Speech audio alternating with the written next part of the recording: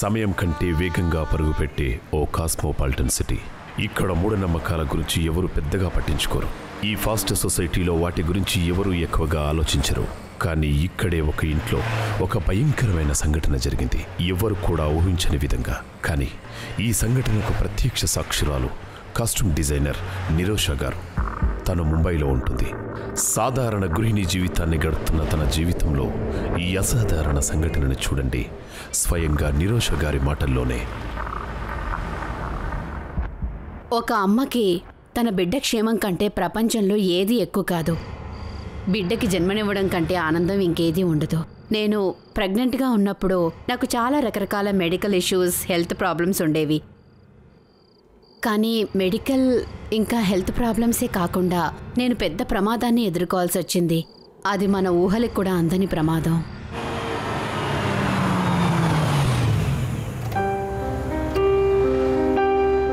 ఇది 7 సంవత్సరాల క్రితం జరిగింది.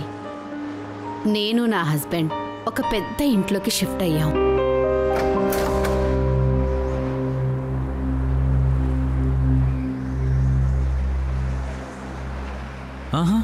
ముందు కుడికాలు పెట్టాలి.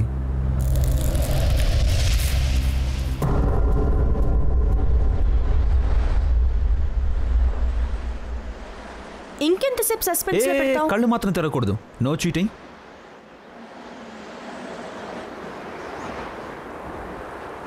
ఇప్పుడు చూడు, ఇదే మన కొత్త ఇల్లు.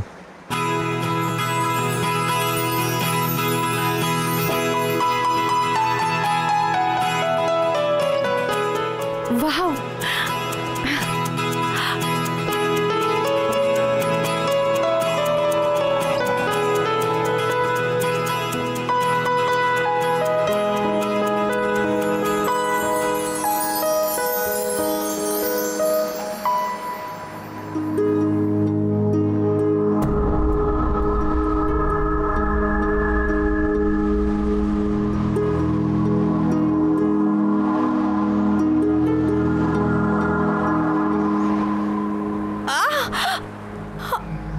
ఏమైంది?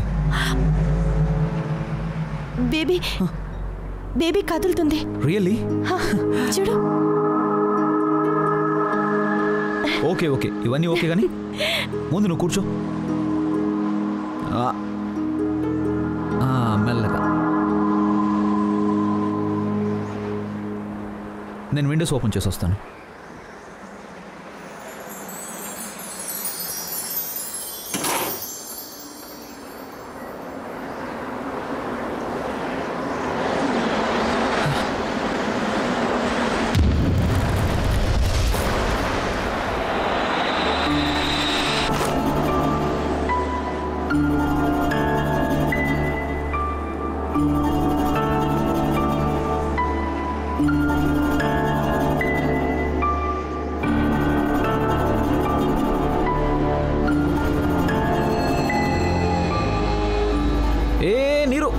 నీరు, ఏం చేస్తున్నావు?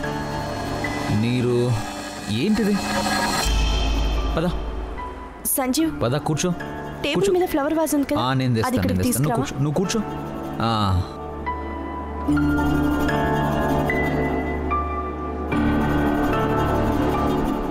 డాల్ చాలా క్యూట్గా ఉంది. ఇదిగో. ఓకే, హ్యాపీయా?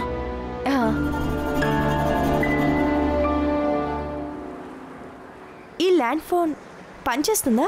ఎలా పనిచేస్తుంది చెప్పు? ఈ ఇల్లు 4 సంవత్సరాలుగా క్లోజ్ చేస్తుంది.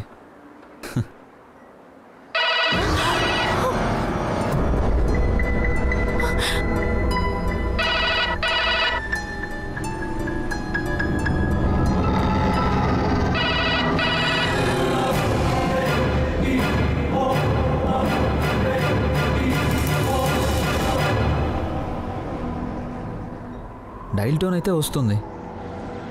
బహుశా బ్రోకర్ మనం వచ్చే ముందు దీన్ని రిపేర్ చేయించినట్టున్నాడు.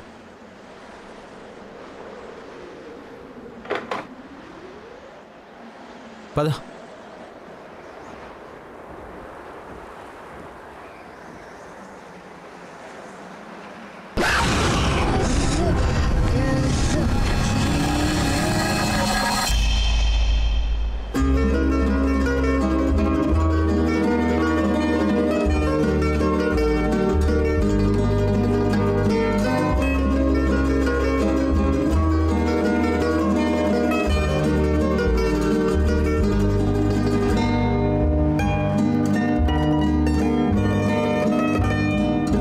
Thank you Sanjeev.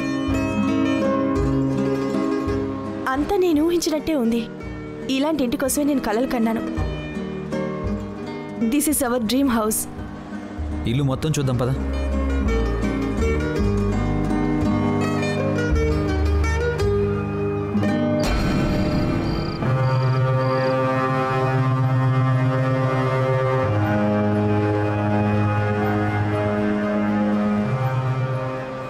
ఏం చూస్తున్నావు? పద.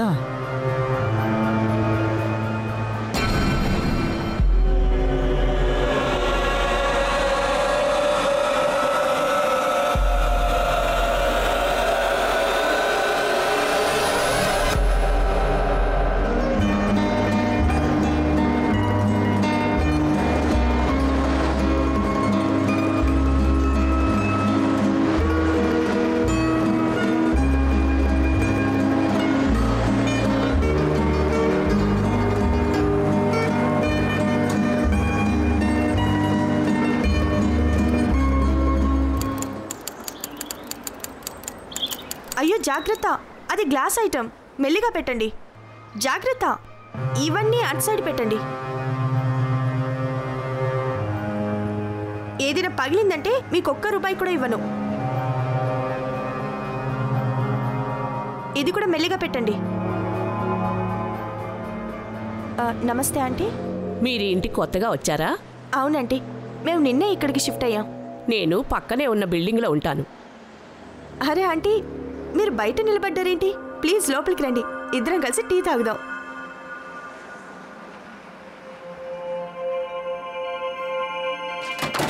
అరే మెల్లిగా పెట్టమని చెప్పానా? ఆంటీ,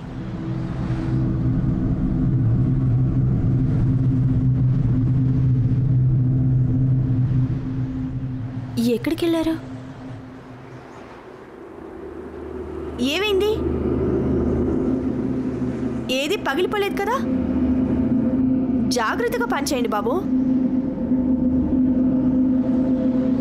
అరే నువ్వు పొద్దున్నే పని చేయడం మొదలు పెట్టేశావా? మన సామాన్లు మొత్తం వచ్చినట్టేనా? సరే జాగ్రత్తగా ఉండు, ఇప్పటికే లేట్ అయింది. అయ్యో బ్రేక్ఫాస్ట్ చేసి వెళ్ళు. బా ఇప్పటికే లేట్ అయిందని చెప్తున్నాను కదా, అర్థం చేసుకో. బాయ్. సంజీవ్,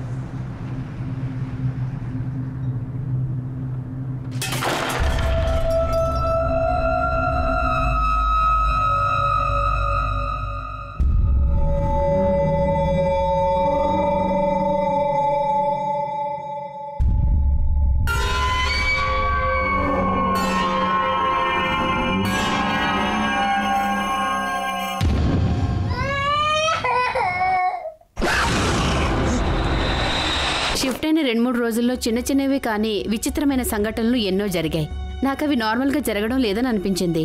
నా లోపల చాలా ఫైర్, ఏదో తెలియని ఆవేశం, ఇవన్నీ కూడా ఖచ్చితంగా ఏదో రీజన్ వల్లే వస్తున్నాయి. మా మధ్య ఎన్ని గొడవలు అయ్యాయంటే 12 సంవత్సరాల్లో ఎప్పుడూ మేమంతగా గొడవ పడలేదు.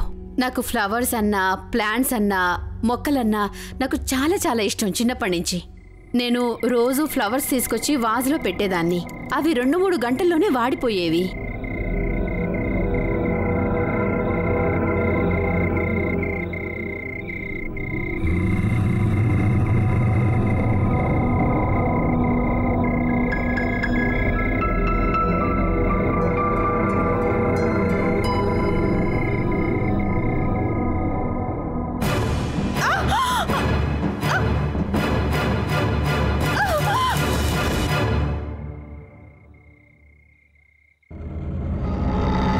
ఎవరు నన్ను? నేనెలా? ఏమైంది? ఏమైంది?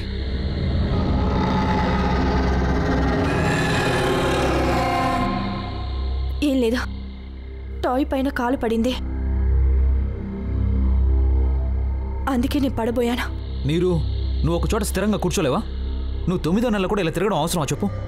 వాటర్ కోసం వెళ్ళాను, తిరగడానికి కాదు. నువ్వు నీ ల్యాప్టాప్తో బిజీగా ఉన్నావు కదా. నువ్వు ప్రతిసారి ఎందుకు ఇలా రియాక్ట్ అవుతున్నావు?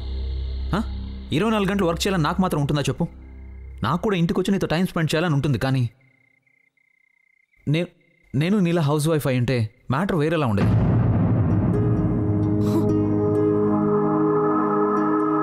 హౌస్ వైఫా? నేను ఇష్టపూర్వకంగా హౌస్ వైఫ్ అవ్వలేదు సంజీవ్. పెళ్లి తర్వాత మనిద్దరం మ్యూచువల్గా డిసైడ్ అయ్యాం. నువ్వు బయటకెళ్ళి జాబ్ చేయాలని, నేను ఇంట్లోనే ఉండి పిల్లల్ని చూసుకోవాలని. మన బేబీ కోసం నేను సాక్రిఫైస్ చేశాను. నువ్వు సాక్రిఫైస్ చేయలేదని నేను ఎప్పుడన్నా చెప్పు. మరి హౌస్ వైఫ్ అయ్యి ఉంటాని ఎందుకన్నావు నువ్వు?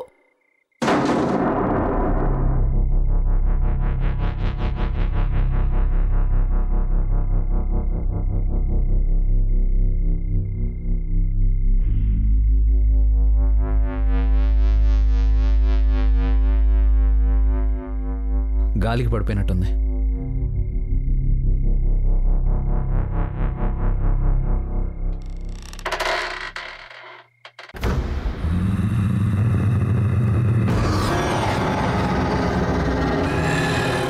ఆ రోజు నేను ఒక్కదాన్నే ఉన్నాను ఇంట్లో. సంజీవ్ ఏమో షూటింగ్లో ఉన్నాడు. నేను ఫోన్ చేసి అడిగాను, సంజీవ్ నువ్వు ఎక్కడున్నావు, రావడానికి ఎంతసేపు పట్టొచ్చు అంటే తను అన్నాడు, హార్డ్లీ 15 నిమిషాల్లో ఇంటికి వచ్చేస్తాను అన్నాడు. 15 నిమిషాల తర్వాత తలుపు తీసిన సౌండ్ని నేను స్పష్టంగా విన్నాను. నేను వాల్ వైపు ఫేస్ చేసి పడుకున్నాను. నా ఫేసింగ్ అప్పుడు వాల్ వైపు ఉంది కాబట్టి వెనక నుంచి ఎవరొచ్చారో తెలియలేదు నాకు. నేను 100% షూర్గా సంజీవే అనుకున్నాను.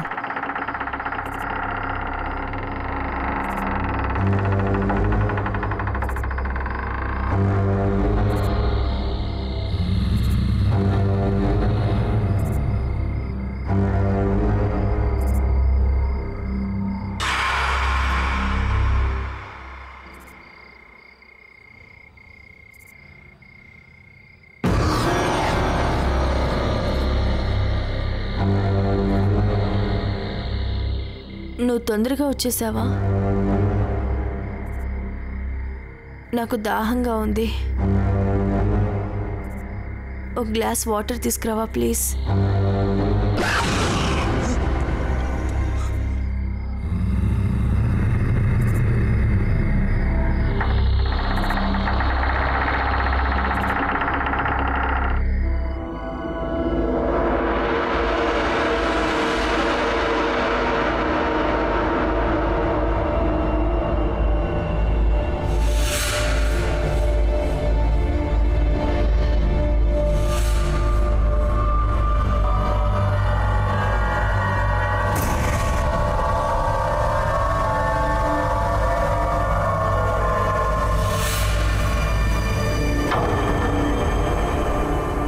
సంజీవ్,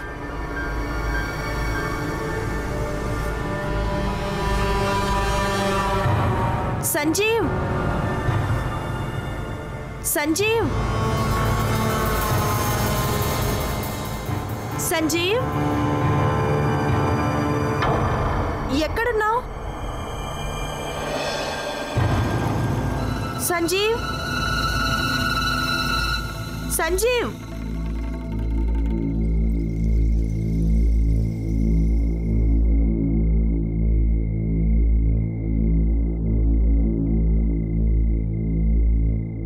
చెప్పు నీరు. సంజీవ్, ఎక్కడికి వెళ్ళిపోయావు నువ్వు? ఇంకా ఆఫీస్లోనే ఉన్నాను, బయలుదేరుతున్నాను ఇప్పుడు.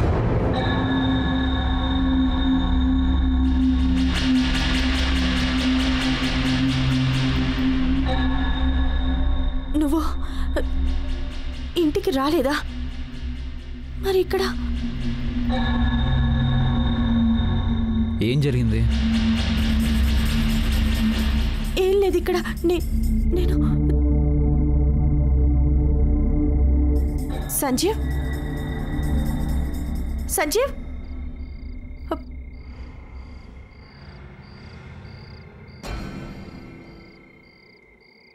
బ్యాటరీ అయిపోయింది. చార్జర్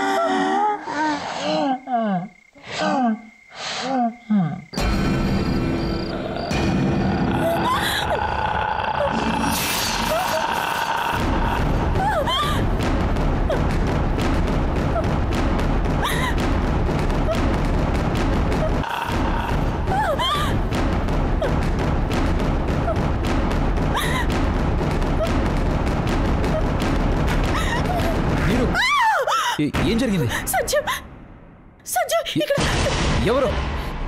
ఇక్కడ ఒక అమ్మాయి నిన్న కళ్ళతో చూశాను. ఇక్కడ ఎవరు లేరు నీరు. బేబీ రూమ్ లో కూడా నేను తనని చూశాను. బేబీ రూమ్ లో ఎవరో ఉన్నారు. ఓకే నేను వెళ్ళి చూస్తాను. వద్దు సంజీవ్ వద్దు. చూడు నువ్వు ఇంకేం భయపడద్దు, నేను వచ్చేసాను కదా. పవర్ కూడా వచ్చేసింది. నువ్వు ఇక్కడ ఉండు, నేను వెళ్ళి చూసి వస్తాను.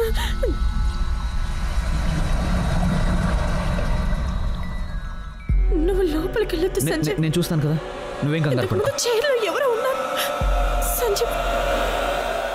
నేను చూస్తాను అన్నాను కదా సంజీవ్. ఈ టాయింగ్ చూసి భయపడ్డావా నువ్వు?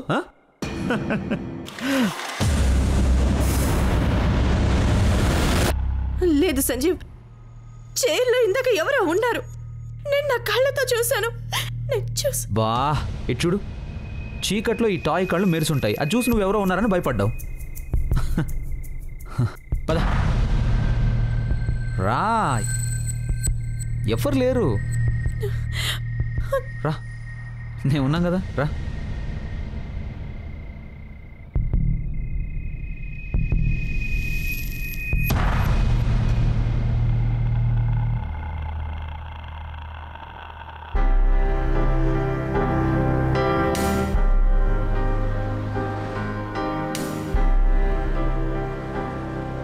నేను ఆ దృశ్యం చూశాక ఆల్మోస్ట్ పిచ్చిదానిలా అయిపోయాను.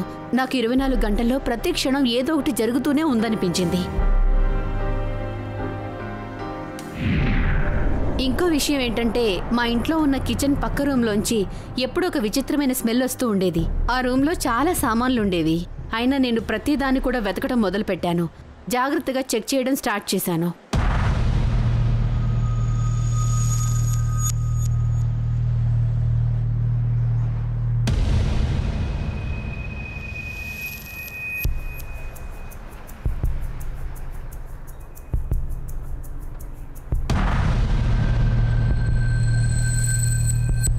నేను వాటిని వెతుకుతూ ఉంటే అందులో ఒక కపుల్కి సంబంధించిన చాలా ఫొటోస్ నాకు కనిపించాయి. ఇంకో ఆశ్చర్యకరమైన విషయం ఏంటంటే, ఆ ఫోటోలో ఉన్న అమ్మాయి తను కూడా ప్రెగ్నెంటే. ఫోటో చూస్తే నాకు తను 8-9 నెలల కడుపుతో ఉందేమో అనిపించింది.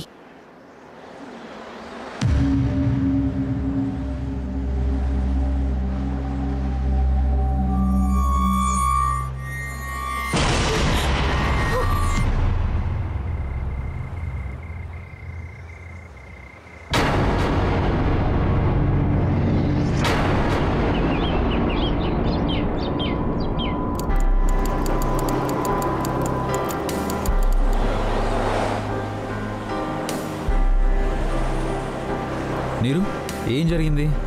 ఇంకా భయం పోలేదా?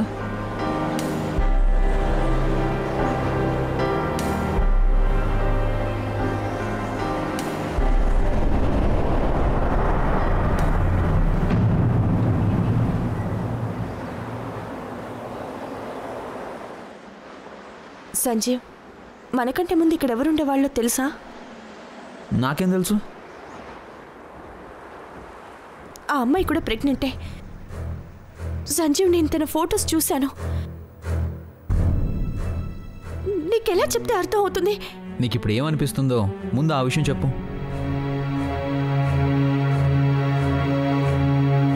ఖచ్చితంగా ఈ ఇంట్లో ఏదో ఉందనిపిస్తోంది. రోజు రోజుకి ఆ నమ్మకం పెరుగుతోంది. ఎవరో ఉన్నారు.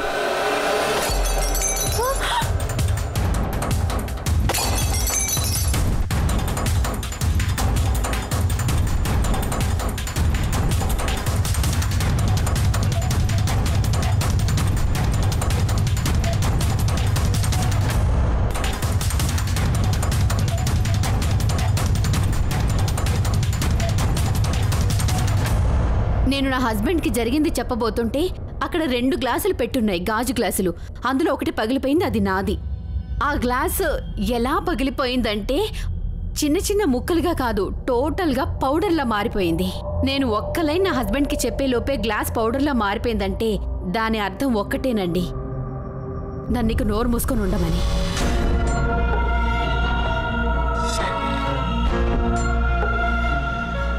మా ఇంటి పక్కనే ఉండే ఒక నైబర్ నా గురించి చాలా చాలా కేర్ తీసుకునేది. తనిక్కడ చాలా రోజులుగా ఉంటుందనిపించింది. ఒకరోజు వాళ్ళ ఇంటికి వెళ్ళి నేను తనతో కాసేపు మాట్లాడాను. హలో ఆంటీ, మీకు తెలుసా మాకంటే ముందు ఇంట్లో ఎవరుండేవారో?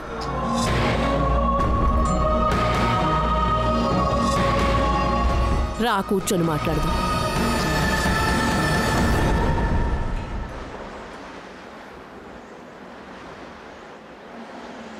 నీకిప్పుడు ఎన్నో నెలమ్మా? 9వ నెల.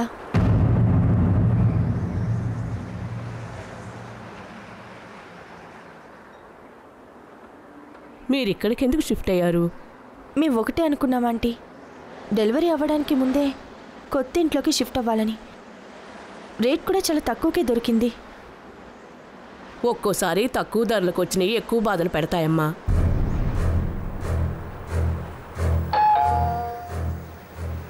ఎవరో కాలింగ్ బెల్ కొడుతున్నారు.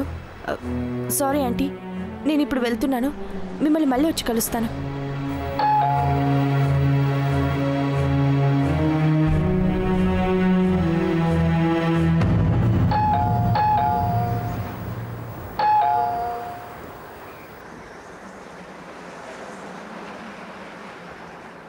నీ పేరు వింధ్య కదా? తను ఎవరి ద్వారా అయితే వచ్చిందో తను నాకు తెలుసు కాబట్టి మళ్ళీ తనతో మాట్లాడడం, తన గురించి తెలుసుకోవడం నాకు అనవసరం అనిపించింది. నేను తన్ని పనిలో పెట్టేసుకున్నాను. ఒకటే ప్రాబ్లం ఏంటంటే తనకి మాటలు రావు. 24 గంటల్లోనే తను చాలా బాగా పనిచేయగలదని ప్రూవ్ చేసేసుకుంది. నేను చాలా హ్యాపీగా ఫీల్ అయ్యాను తన వల్ల. తను రావడం నాకు వరమా లేక శాపమా? నేను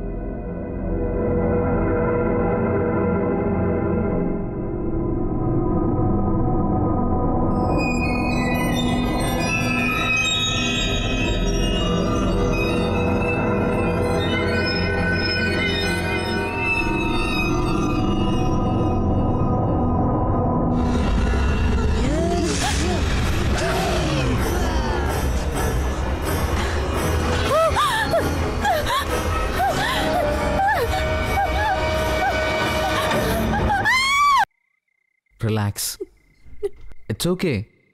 నీకు పీడకలు వచ్చినట్లుంది. గుర్తుందా నీకు డాక్టర్ కూడా ఏం చెప్పాడు? డెలివరీ టైం దగ్గర పడుతున్న కొద్దీ అమ్మ మనసులో పాప గురించిన కేరింగ్ ఎక్కువ అవుతుంది అని. ఈ టైంలో మూడ్ స్వింగ్ అవ్వడం కామన్. ఇవి మూడ్ స్వింగ్స్ కాదు సంజీవ్, మూడ్ స్వింగ్స్ కాదు. నేనేం పిచ్చిదాన్ని కాదు. ఇన్ని రోజులుగా ఇక్కడ ఏం జరుగుతుందో అర్థం చేసుకోవడానికి ట్రై చేస్తున్నాను. కానీ నీకు వీటి గురించి పట్టించుకునేంత టైమే లేకుండా పోయింది.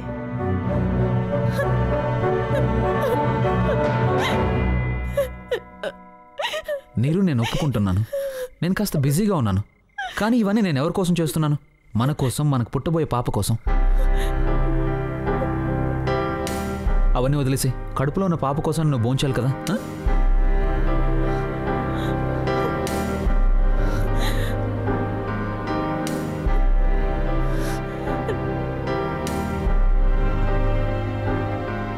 Very good.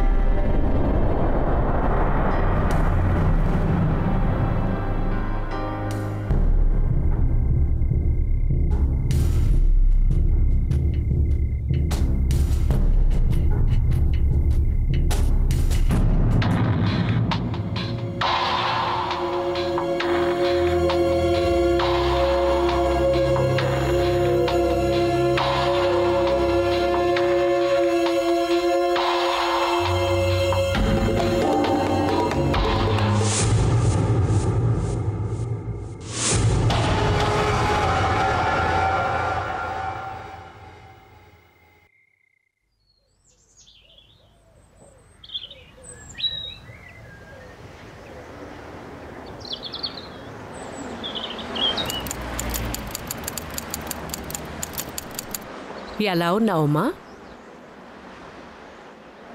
నువ్వు బాగానే ఉన్నావుగా? లేదంటే నాకు ఈ మధ్య భయంకరమైన పీడకలలు వస్తున్నాయి.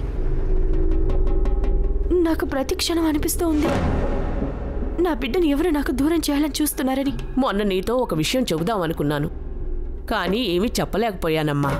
కానీ ఈరోజు చెప్పక తప్పదు. ఇక్కడ మీ సమస్యలన్నిటికీ కారణం మీరుంటున్న ఈలే. ఏంటి?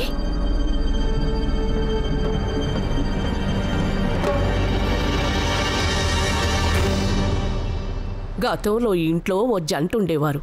వాళ్ళు ప్రతిరోజు గొడవ పడేవాళ్ళు. ఆ అమ్మాయి కూడా ప్రెగ్నెంటే. కానీ తన భర్తకి పిల్లలంటే ఇష్టం లేదు. తనని అబార్షన్ చేయించుకోమని రోజు వేధించేవాడు. కానీ ఆ అమ్మాయికి పిల్లలంటే ఎంతో ప్రేమ. తన భర్త పెట్టే బాధలు భరించలేక డెలివరీకి 9-10 రోజుల ముందు ఆమె సూసైడ్ చేసుకుంది. సరిగ్గా నెల రోజుల తర్వాత తన భర్త కూడా దారుణంగా చనిపోయాడు. ఏంటి? ఆ అమ్మాయి ఆత్మ ఎక్కడికి వెళుతుంది చెప్పు? ఈ ఇంట్లోనే తిరుగుతూ ఉంది.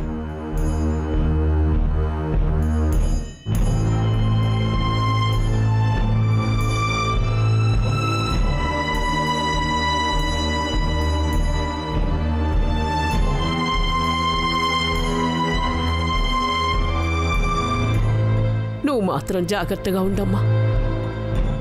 నేను నీ గురించే కంగారు పడుతున్నాను. సాధ్యమైనంత తొందరగా ఈ ఇంటి నుంచి వెళ్ళిపోండి. నీకు, నీ కడుపులో ఉన్న బిడ్డకి ఇలా చేస్తేనే మంచిది.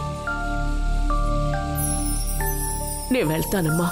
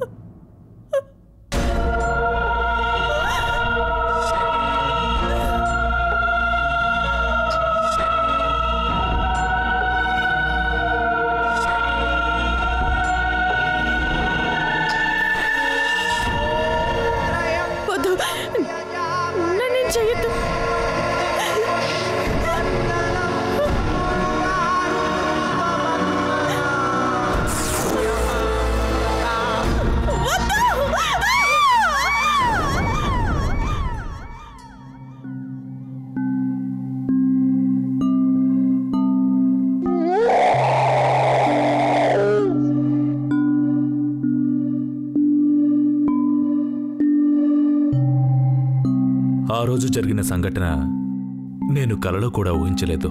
నేను నా వర్క్లో బిజీగా ఉన్నా. ఆ టైంలో నాకు పక్కింటి ఆవిడ ఫోన్ చేసింది. తను నాకు నీరు పడిపోయింది, తన్ని హాస్పిటల్కి తీసుకొచ్చామని చెప్పింది. నేను హాస్పిటల్కి వెళ్ళేసరికి నీరు స్పృహలో లేదు. తర్వాత నేను ఇంటికి ఆతృతగా వెళ్ళాను. పని మనిషిని ఒక విచిత్రమైన పరిస్థితిలో చూశాను. తన చుట్టుపక్కల చాలా నీళ్లు పడిపోయి ఉన్నాయి. అప్పుడు నాకు అర్థమైంది, ఇన్నాళ్ళు నీరు చెప్పినవన్నీ కూడా నిజాలేనని. చాలామంది నాలాగే ఇలాంటి వాటిని తొందరగా నమ్మరు. కానీ ఎవరి విషయంలో ఇవి జరుగుతాయో వాళ్ళు తప్ప వీటిని ఇంకెవరూ నమ్మరు. ఈమె ముంబై హాస్పిటల్లో డాక్టర్గా వర్క్ చేస్తున్నారు. డాక్టర్ మెహ్రా శ్రీఖండే 1981-85 వరకు ఎంబీబీఎస్ చేశారు. అంతేకాకుండా 3 సంవత్సరాలుగా ఈమె పారానార్మల్ సైన్స్ పై అధ్యయనం చేస్తున్నారు. మెడికల్ సైన్స్ ని ప్రాక్టీస్ చేయడంతో పాటు ఆమె ఇంకో విషయం కూడా కనిపెట్టారు. ఏ విధంగానైతే బాడీలోని వైరస్ బ్యాక్టీరియా నుంచి రక్షిస్తుందో, అలాగే మనలో ఉండే ధైర్యం పక్కనుండే నెగటివ్ ఎనర్జీ నుంచి ఆత్మను రక్షిస్తుంది. ఈ ధైర్యం శరీరం వెన్నంటి ఉండి ఓ అదృశ్య రక్ష కవచంలాగా పనిచేస్తూ ఉంటుంది. విశ్వంలో జరిగే కొన్ని విచిత్ర సంఘటనలని మెడికల్ సైన్స్ కూడా అర్థం చేసుకోలేదు. డాక్టర్ మెహ్రా గారి అభిప్రాయం ఏంటంటే, ఎవరైతే మానసికంగా బలహీనమవుతారో ఆ సమయంలో ఏదైనా నెగటివ్ ఎనర్జీ శరీరంపై దాడి చేస్తుంది. నిరోష పని మనిషి విషయంలో కూడా ఇలాగే జరిగింది. ఈమె దృష్టిలో ఈ ఫినామినన్ని జనరల్ టర్మ్లో పొజిషన్ అంటారు. ఆ స్థితిలో నిషేధాత్మ మన శరీరాన్ని కంట్రోల్ చేస్తుంది. ఏది ఎలా జరిగినా ఆ పెద్ద ప్రమాదం నుంచి నేను బయటపడ్డాను అంటే ఆ భగవంతుడి దయ నా పైన ఉండడం వల్లే. ఇప్పుడు మా బాబు 7 సంవత్సరాల వాడయ్యాడు. నేను ఎలా ఉండాలనుకున్నానో అలాగే ఉన్నాడు, సేఫ్గా, సంతోషంగా.